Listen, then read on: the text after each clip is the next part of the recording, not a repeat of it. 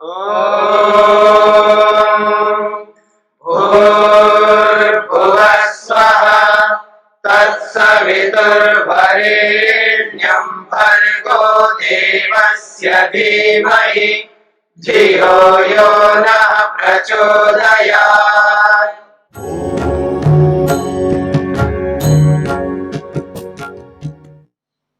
तस्मात् यज्ञात् सर्वहुतः ऋचः सामानि जज्जिरे छंदांसि जज्जिरे तस्मात् यजुस्तस्माद् अजायत। मंत्र से स्पष्ट बातें कही गई है कि उस यज्ञ स्वरूप सबको अपने अंदर समेटने वाले उस परमपिता परमेश्वर से ऋग्वेद यजुर्वेद जज्जिरे प्रकट हुए, छंदांसि जज्जिरे और अथर्वेद के मंत्र भी उसी परमात्मा से प्रकट हुए। तस्मात् यजुस् तस्माद् अजायत, उसी परमपिता परमात्मा से यजुर्वेद भी प्रकट हुआ। द्यावा भूमि जनयन देव एकः, और कहते हैं द्युलोक को, पृथ्वीलोक को, समस्त लोकों को एक देव, एक ही परमपिता परमात्मा ने जनयन उत्पन्न किया, प्रकट किया है। जनी धातो हो प्रादुर्भाव अर्थत्वात्, ये जो जनी धातु, जन धातु जो है, ये प्रादुर्भूत अर्थ को कहने के लिए, प्रकट हुआ है इस अर्थ को कहने के लिए आया है। तदित्थम वेदानाम जगतश्च अभिव्यक्तत्वम प्रादुर्भाव दर्शनम वा। तो पूर्व पक्षी कहना चाहता है तदित्तम, इस प्रकार से इन सब प्रमाणों से ये समझ में आता है वेदानाम जगतश्च अभिव्यक्तत्वम, वेदों की अभिव्यक्ति या संसार की अभिव्यक्ति, जगत की अभिव्यक्ति, उसका प्रादुर्भाव होता है, उसकी अभिव्यक्ति होती है, उसका दर्शन होता है, उसका प्रकटीकरण होता है। किम असद्रूपाद भवति, उसका क्या प्रश्न है, क्या ये सब असद्रूप से होता है? असद्रूप का मतलब कोई वस्तु है ही नहीं है, असद का मतलब किसी की विद्यमानता ही नहीं है, किसी की सत्ता ही नहीं है। उस असद रूप से इन सब की प्रकटीकरण होता है, इनकी अभिव्यक्ति होती है, ऐसा उस व्यक्ति का प्रश्न है। कथम वह भवति, अथवा कैसे होती है, असत से होती है या सत से होती है, कैसे होती है? इति आकांक्षायाम उच्यते, इस आकांक्षा में आगे कहा जा रहा है। प्रश्न तो स्पष्ट हो गया आपको कि असद से जगत की उत्पत्ति होती है या सद से होती है, कैसे होती है, यह प्रश्न है उसका। तो उसका समाधान किया जा रहा है, न असतः ख्यानम नृशृंगवत्।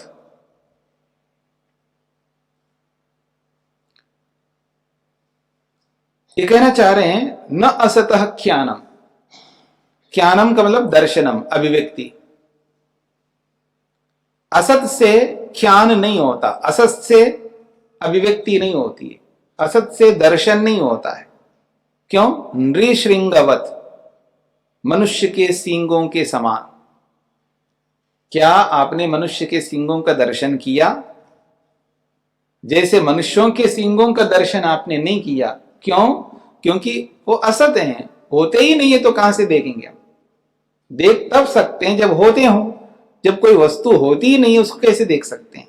जैसे मनुष्य के सींग नहीं होते हैं, इसलिए हम दर्शन नहीं कर सकते, ना वो अभिव्यक्त होते हैं, ना प्रकट होते हैं, इसलिए हम कभी नहीं देख सकते। ठीक इसी प्रकार से किसी भी वस्तु की अभिव्यक्ति असत से कभी नहीं हो सकती। ये बात पकड़ में आ रही है? तो इसको असत कार्यवाद या असत ख्याति के रूप में कहा जाता है इसको। वेदानाम जगतश्च ख्यानम अभिव्यक्तत्वम प्रादुर्भावो दर्शनम व न असद रूपाद भवति। कहते हैं वेदानाम जगतश्च, वेद और जगत इन दोनों की अभिव्यक्ति, ख्यानम प्रकटीकरण अथवा प्रादुर्भाव, या यूं कहिए दर्शनम, उनका ज्ञान अथवा उनकी अभिव्यक्ति अथवा उनका प्रादुर्भाव या उनका दर्शन कभी भी असद रूप से नहीं हो सकता। ये बात कही जा रही है। नहीं असतो वस्तुनः ज्ञानम दर्शनम भवति। सिद्धांत को समझ लेना है। दुनिया में कभी भी असत से किसी भी वस्तु को आप देख नहीं सकते, या यूं कहिए असत से कभी भी कोई वस्तु उत्पन्न होती हो और कोई वस्तु उत्पन्न हुई हो, ऐसा हम कभी ना अनुभव कर पाए, ना आज कर पा रहे हैं। न भूत में ऐसा हुआ है, न वर्तमान में हो रहा है। तो इसलिए कहना चाहते हैं वो कि नहीं असतो वस्तुना, असत वस्तु से ख्यानम या दर्शनम भवति। असत वस्तु से कोई सद वस्तु दिखाई देती हो, उसका दर्शन होता हो, ऐसे कभी नहीं हो सकता। जैसे नृशृंगवत, मनुष्य के सींग के समान। और मनुष्य के सींग तो होते ही नहीं है, तो कहां से दिखाई देंगे। तस्मात् जगत श्रुतौ रजतवत नास्ति। इसलिए ये जो संसार है, ये संसार शुक्तौ रजतवत नास्ति। सींप में हम क्या बुद्धि करते हैं, रजत बुद्धि करते हैं। रजत का मतलब है चांदी। किसी सींप को देखकर के, सींप समझते हैं ना, समुद्र के किनारे पे आप जाकर देखिए, बिल्कुल व्हाइट कलर के बहुत सारे सींप आपको दिखाई देंगे। दूर से देखेंगे तो ऐसा लगता कि यहां चांदी है, चांदी की तरह चमकते हो। तो इसलिए कह रहे हैं शुक्तो रजतवत नास्ति। जैसे सींप में हमको रजत का भान होता है, चांदी का भान होता है, उसके समान ये वेद नहीं है, उसके समान ये संसार नहीं है। शुक्तो रजत ज्ञानम अपि न अन्यत्र असतो रजतस्य।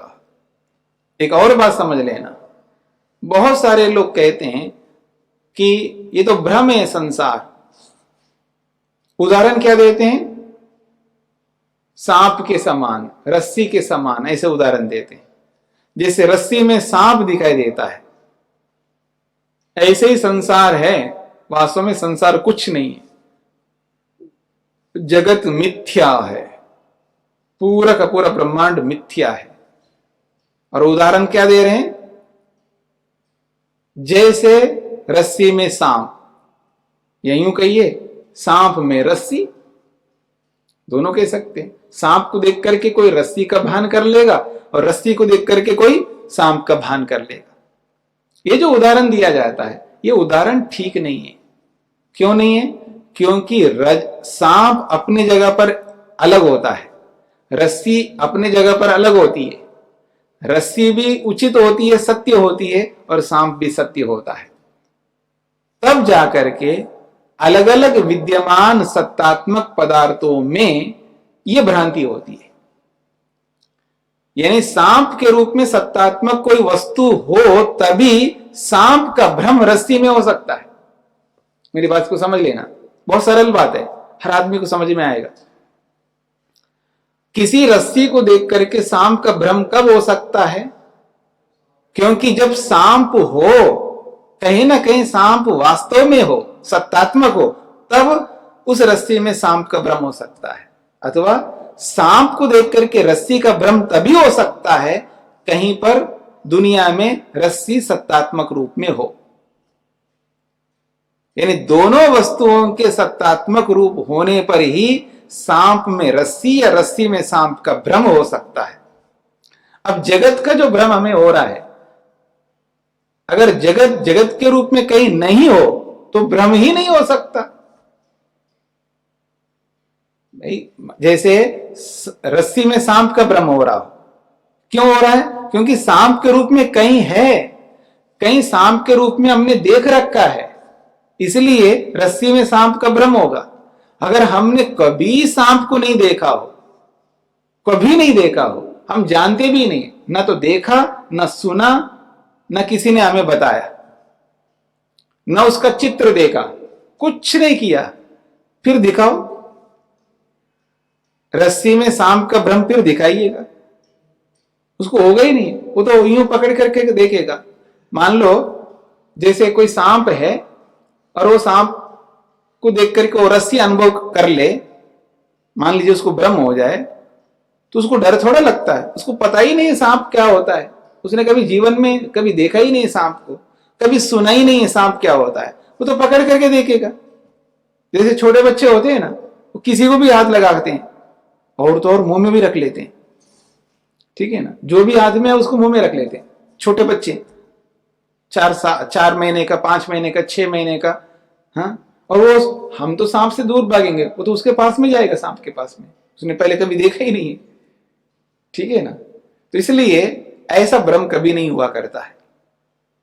भ्रम वहीं पर होता है जहां सत्तात्मक हो, असत्तात्मक में कभी भ्रम नहीं हो सकता। यही बात कहना चाह रहे हैं यहां पर। कहते हैं शुक्तो रजत ख्यानम अपि न अन्यत्र असतो रजतस्य। कहते हैं सीप में चांदी का जो भ्रम हो रहा है, ये अन्यत्र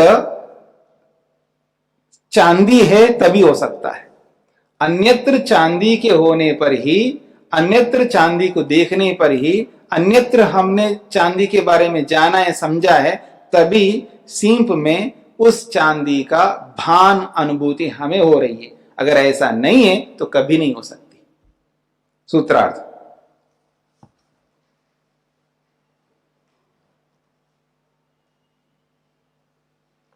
अभाव से किसी वस्तु की, अभाव से किसी भी वस्तु की, अभाव से किसी भी वस्तु की अभिव्यक्ति नहीं होती। अभाव से किसी भी वस्तु की अभिव्यक्ति नहीं होती है।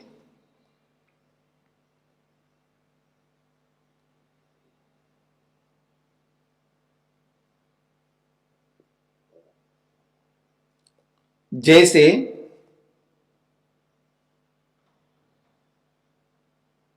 जैसे मनुष्य के सींगों के समान, मनुष्य के सींगों के समान।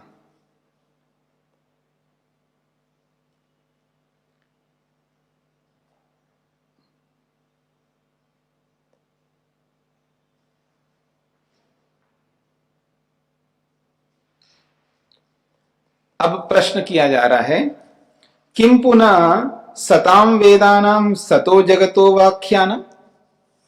असत से नहीं होता, आपने बात कही, असत से जगत की उत्पत्ति नहीं होती है, असत से वेद की उत्पत्ति प्रादुर्भाव नहीं होता है, आपने जो बात कही है, चलिए मानते हैं आपकी बात को। अब हमारा प्रश्न है, किम पुनः सताम वेदानाम ख्यानम। क्या विद्यमान वेदों को ही देख करके हमें बोध होता है कि हाँ ये वेद है? जिस रूप में आज जो देख रहे हैं वेदों को, उसी रूप में पहले से विद्यमान है, ये समझ लेना। प्रश्नकर्ता का जो प्रश्न है वो इस रूप में है। सताम वेदानम, विद्यमान वेदों को, सतो जगता, विद्यमान जगत को हम ख्यानम, अनुभव करते हैं, पहले से ही विद्यमान है। सतह का मतलब है विद्यमान, तो इसलिए कहते हैं सताम वेदानम, विद्यमान वेदों को देख करके हमें ख्यान होता है, भान होता है, अनुभूति होती है। पहले से ही विद्यमान है जगत, इसलिए हमको अनुभूति होती है। अत्र उच्यते, इसका समाधान किया जा रहा है। उत्तर दे रहे हैं, न सतो बाध दर्शनात्। नहीं, सताम विद्यमान वेदों का हमें भान हो रहा हो ऐसा नहीं है, विद्यमान जगत का भान हो रहा हो हमें ऐसा नहीं है। यानी पहले से ही वेद ऐसा का ऐसा ही है, इसलिए हमको दिखाई दे रहे हैं, ऐसा भी नहीं है। जगत भी पहले से ऐसा का ऐसा ही है, इसलिए हमको भान हो रहा, ऐसा नहीं है। असत से तो निषेध कर दिया, अब सत से भी निषेध कर रहे हैं। हाँ, बात को समझने का प्रयत्न करना। असत से तो निषेध कर दिया, अब सत से भी निषेध कर रहे हैं। इस बात को पकड़ना है आपको। पहले एक बार पढ़ लीजिएगा, फिर मैं पूछ लूंगा आपको क्या समझ में आया, और आपको फिर भी समझ में नहीं आया तो फिर मैं बता दूंगा, और आपको समझ में आ गया तो फिर बताने की आवश्यकता नहीं पड़ेगी। न सतो बाध दर्शनाथ, सताम वेदानाम सतो जगतोपि न। सत्तात्मक वेदों की अभिव्यक्ति होती है ऐसी बात नहीं है, सत्तात्मक जगत की अभिव्यक्ति होती है ऐसी बात नहीं है। तथा रूपेण एव अभिव्यक्तत्वं प्रादुर्भावः ख्यानं वा। तथा रूपेण, जैसे हैं वैसे, हाँ, जिस रूप में जगत है उसी रूप में उसकी अभिव्यक्ति होती है, जिस रूप में वेद है उसी रूप में उसकी अभिव्यक्ति होती है। ये बात है। कुतः, ऐसे तो हो नहीं सकता। क्यों नहीं हो सकता? तो कह रहे हैं बाध दर्शनात् बाधो अत्र अभावः। बाधा का मतलब यहां सूत्र में जो बाधा शब्द है ये अभाव अर्थ में दिया है। सतो वस्तुनो बाधो अभावो दृश्यते। कहते हैं ये जो सत्तात्मक वेद है उसका बाध, उसका अभाव देखा जाता है। ये जो सत्तात्मक जगत है जिसको हम देख रहे हैं, इसका बाध, इसका अभाव देखा जाता है।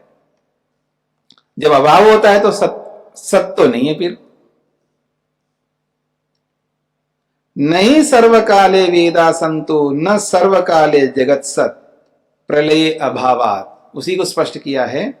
नहीं सर्वकाले वेदा संत, सभी कालों में वेद वैसे के वैसे नहीं रहते। न सर्वकाले जगत सत, हमेशा जगत उसी रूप में नहीं रह सकता। क्यों? प्रलय अभावात। जब प्रलय होता है तब ये वेद नहीं होते, न ये जगत होता है।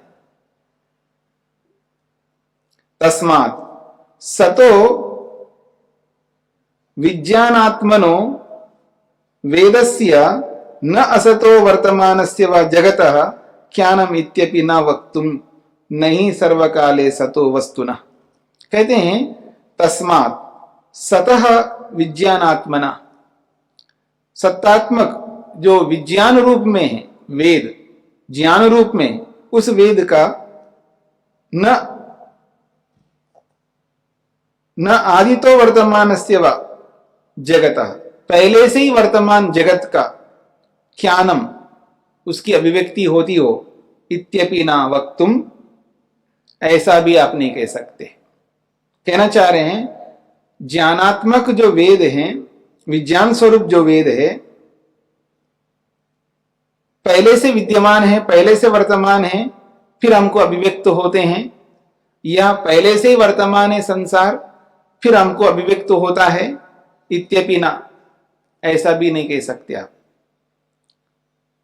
इत्यपि न युक्तम, ये भी उचित नहीं है। नई सर्वकाले सतो वस्तुनः ज्ञानम अव्यक्तत्वम युक्तम। ये कहना चाह रहे हैं सर्वकाल में सत्तात्मक वस्तु का प्रकटीकरण नहीं होता, उसकी अभिव्यक्ति नहीं होती है। जो सर्वकाल में रहने वाला हो उसकी अभिव्यक्ति क्या होती है? वो तो पहले से है। मेरी बात समझ रहे ना? जो हमेशा रहता हो उसकी अभिव्यक्ति नहीं होती है, तो पहले से विद्यमान है। अभिव्यक्त क्या होना है? अभिव्यक्ति जो होती है वो न रहने वाले वस्तु की होती है। इसलिए कहना चाह रहे हैं अभिव्यक्तस्य भाव अभाव धर्मित्वात्, जो अभिव्यक्ति होती है वो भाव और अभाव रूपी धर्म उसके अंदर होता है।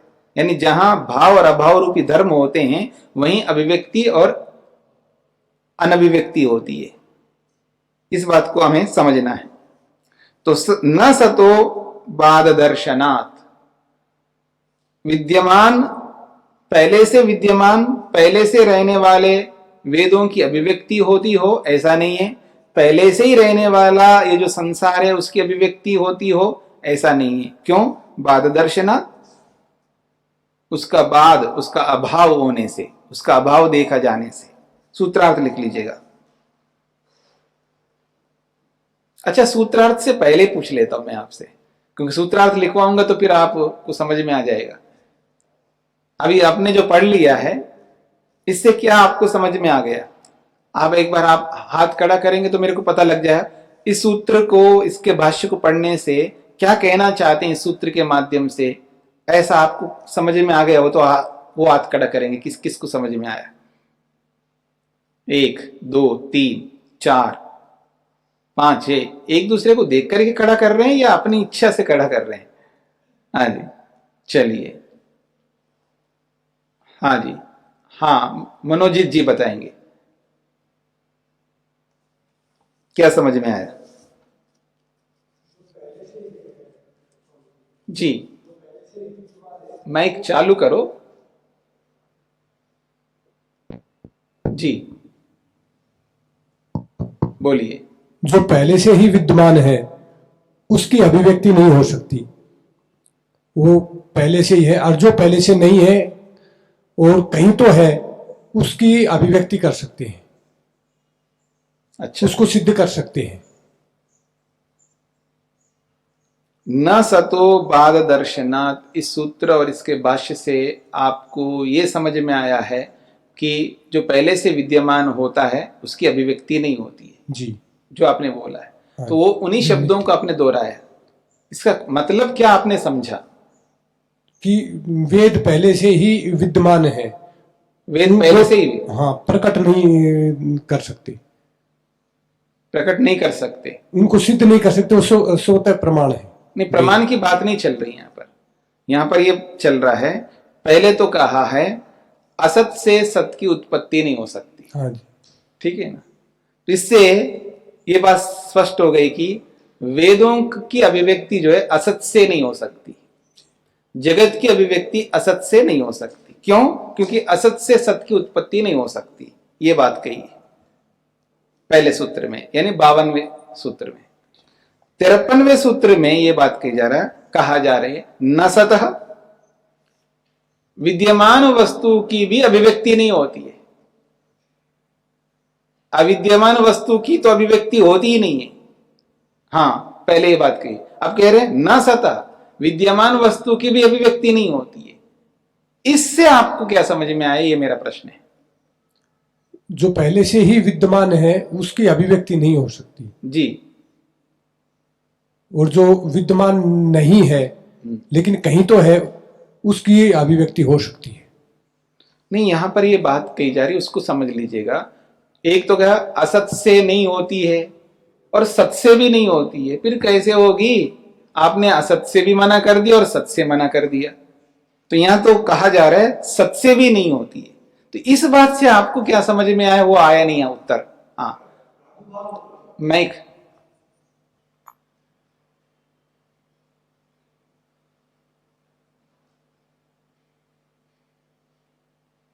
जो विद्यमान नहीं है उसकी अभिव्यक्ति नहीं होती है, जी, और जो विद्यमान है उसकी भी अभिव्यक्ति नहीं होती है। प्रादुर्भाव होता है भगवान के माध्यम से होता है, प्रादुर्भाव होता है और ईश्वर के माध्यम से होता है।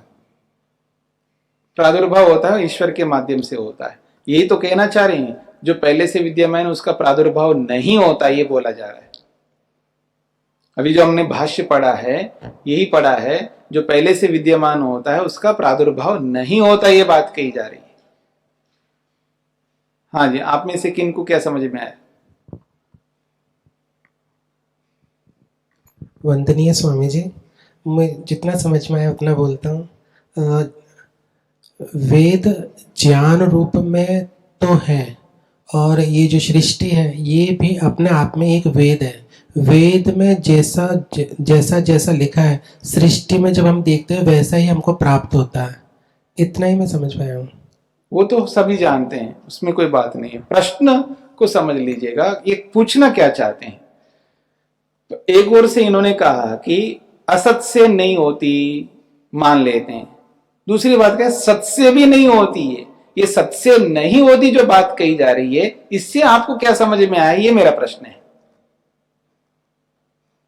हाँ जी, सत्य होते हुए भी प्रलय काल में या ऐसी अवस्था के अंदर जो उसकी उत्पत्ति नहीं है, वो होता तो ही है लेकिन दिखाई नहीं देता है, यानी असत सत्य भी नहीं दिखाई देता। कोई बात नहीं। अब आप नहीं बता पा रहे हैं तो अब मैं सूत्रार्थ लिखवाता हूं। इस सूत्रार्थ को लिखने के बाद अगर आपको समझ में आएगा तो अच्छी बात है, नहीं तो फिर भी बताऊंगा मैं। हाँ जी, हाँ जी, क्या हुआ?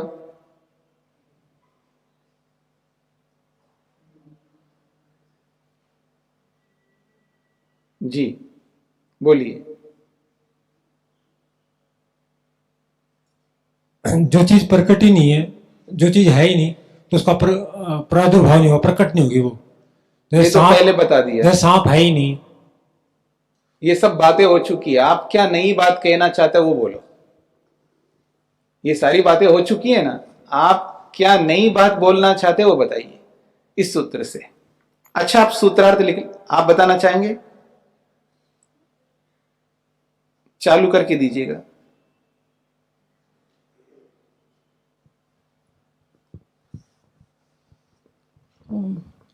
वो जो सत्य है, परम सत्य है, हाँ जी, जो सत्य है, माइक को पास में रखिएगा। जो सत्य है, परम सत्य है, शाश्वत है, उसका तो प्रकटीकरण नहीं होता है। लेकिन जैसे उसी से प्रकृति का प्रकटीकरण हो, वैसे ही वेद का भी प्रकटीकरण होता आप जो बता रहे हैं, आप क्या कहना चाह रहे हैं, ये अभिप्राय नहीं आ रहा है। क्या आप कहना चाहते हैं? है। एक तो जो सत्य तत्व है, जी, वो तो उसका तो प्रादुर्भाव नहीं होता क्योंकि वो शाश्वत है। किंतु उसी सत्य से नहीं, इस बात से आप जो कहना चाहते हैं वो बात नहीं आ रही है। यहां जो बात कही जा रही है, पहले आप सूत्रार्थ लिख लीजिएगा, शायद आपको समझ में आ जाए। वैसे इसको पढ़ने से आपको समझ में आ जाना चाहिए था, लेकिन आपको नहीं आ रहा है, तो सूत्रार्थ पढ़ लीजिएगा तो आपको शायद समझ में आ जाए।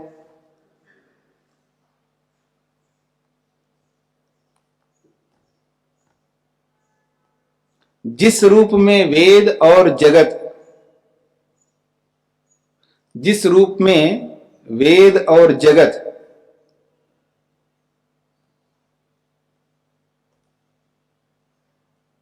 जिस रूप में वेद और जगत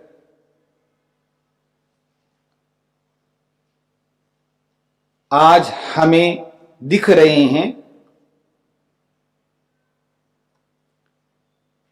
जिस रूप में वेद और जगत आज हमें दिख रहे हैं,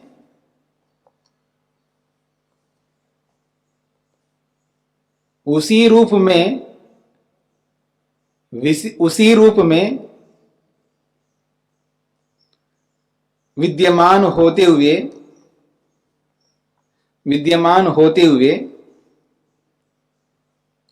उनकी अभिव्यक्ति नहीं होती है, उनकी अभिव्यक्ति नहीं होती है।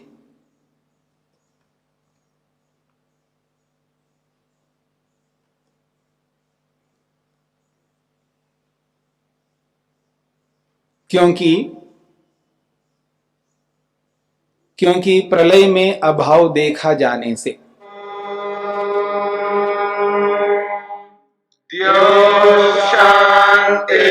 शान्तिरन्तरिक्षं शान्ति पृथिवी शान्तिरापः शान्तिरोषधयः शान्तिः वनस्पतयः शान्तिर्विश्वे देवाः शान्तिर्ब्रह्म शान्ति सर्वं शान्ति शान्तिरेव शान्ति क्षमा शान्तिरेधि ॐ शान्ति शान्ति शान्ति।